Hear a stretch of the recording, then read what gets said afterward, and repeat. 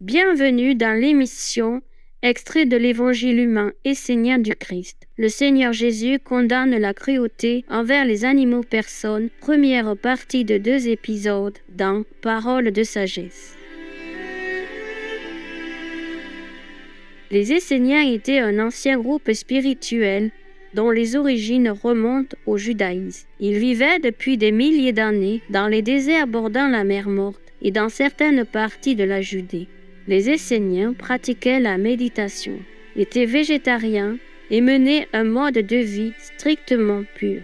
Le Seigneur Jésus-Christ, végétarien, également connu sous le nom de Seigneur Yeshua, est né dans la confrérie essénienne. Et les Esséniens ont écrit des récits détaillés sur la vie et les enseignements du Maître bien-aimé.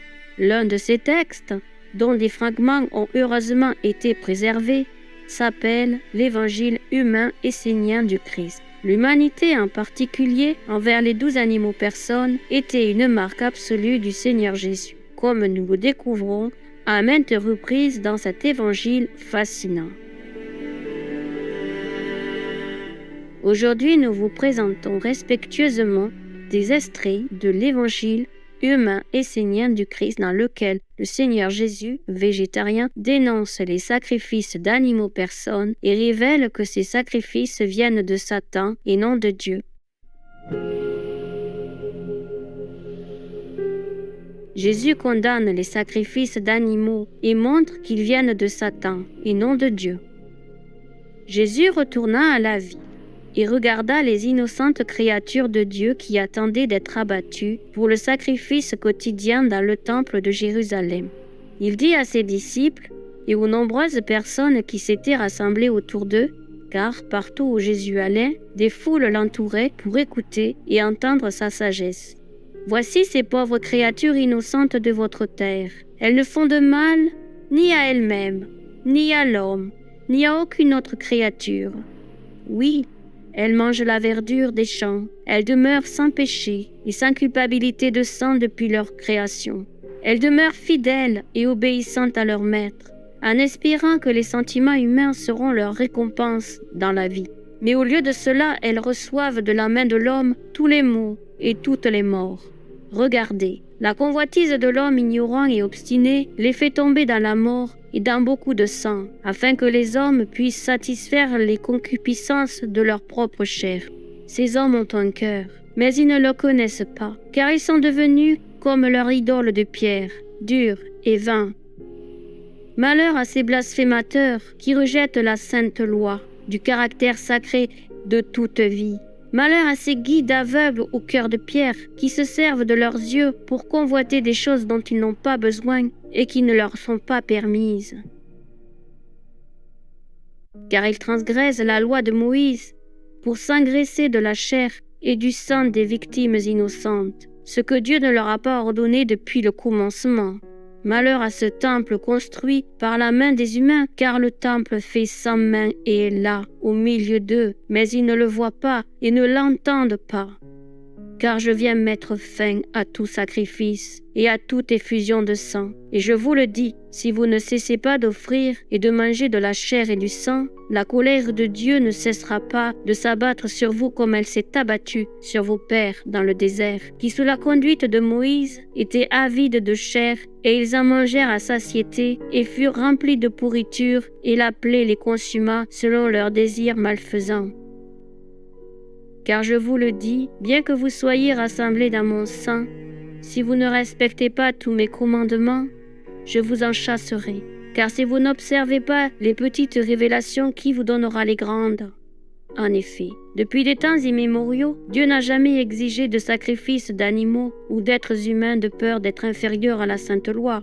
Dieu n'a pas non plus permis que les hommes ou les créatures se dévorent les uns les autres pour se nourrir, de peur d'ignorer son propre amour. Comment donc mangez-vous de la chair et offrez-vous des sacrifices de sang selon la loi de l'amour humain? Vous ne connaissez pas le vrai Dieu, mais vous adorez le Dieu pervers de votre monde, même Satan, celui-là même qui est le père de l'épée et du sang versé. Par lui, en effet, la mort est entrée dans le monde, et la mort s'est étendue à toutes choses, car toutes choses sont asservies, telles des esclaves du maître du mensonge. Mais je viens libérer ceux qui sont prisonniers des chaînes du péché et redonner ma sainte loi aux nations, afin qu'elles puissent connaître le seul vrai Dieu d'amour et de miséricorde. Car mon Dieu d'en haut souffre beaucoup du péché et de l'erreur des hommes, de peur qu'il ne mette rapidement fin à la vanité du monde et qu'il n'extermine sa semence élue. Soyez fidèles à la loi complète de Dieu, de peur que vous ne trébuchiez dans vos voies malfaisantes et que vous ne rencontriez la mort comme ultime récompense. Car celui qui est fidèle en ce qui est le moins est fidèle aussi en beaucoup, et celui qui est injuste en ce qui est le moins est injuste aussi en beaucoup. Il en est de même pour la sainte loi. Vous ne respectez pas les premières vérités, mais vous recherchez les plus grandes. Cherchez d'abord les lois de Dieu, et tout le reste vous sera révélé. Nul ne peut digérer la nourriture solide de Dieu s'il ne prend d'abord le liquide, car ma loi est l'eau de la vie. Buvez comme de l'eau pure, et tous les autres mystères de Dieu vous seront ouverts, et alors vous connaîtrez le vrai Dieu et ses bonnes œuvres. Car vous voulez servir deux maîtres, l'un bon, l'autre mauvais, et vous ne le pouvez pas, car ou bien vous haïssez l'un et vous aimerez l'autre, ou bien vous vous attacherez à l'un et vous mépriserez l'autre. Connaissez-vous donc votre véritable racine, que vous soyez bon ou mauvais, et vous connaîtrez alors la vérité qui donne la vie et la santé. Vous ne pouvez servir à la fois le vrai Dieu et Satan, car le vrai Dieu est tout amour, et sa sainte loi mène à toute vie, la mort n'existant pas dans son ordre et sa maison. Mais sachez que Satan est le Dieu de la mort et de l'effusion de sang, et qui donne au peuple de nombreuses lois impies que le vrai Dieu déteste et condamne. Sachez que les deux ne peuvent se mélanger, mais que l'inférieur sera supprimé, car la sainte loi a servi de juge aux vivants et aux morts depuis les jours d'Adam et d'Ève. C'est donc vous qui vous justifiez devant les hommes et devant Dieu, car Dieu connaît vos cœurs et vos voies. Sachez en effet que la même loi et les mêmes prophètes ont existé jusqu'à Jean et qu'ils n'ont pas changé. Avant même que les fondements de votre terre ne soient posés, la loi existait et existera toujours. Il est plus facile que le ciel et la terre s'éteignent qu'un seul iota de la loi ne soit pas respecté.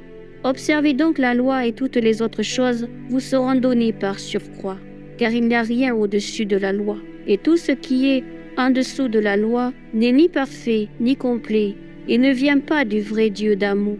Les pharisiens, ayant entendu toutes ces paroles de Jésus, comprirent qu'il parlait d'eux, car ils vivaient selon les doctrines des hommes et du diable, et non selon la vraie loi que Moïse leur avait donnée dans le désert. Et ils étaient responsables de l'anarchie des sacrifices d'animaux et de la consommation de viande en Israël.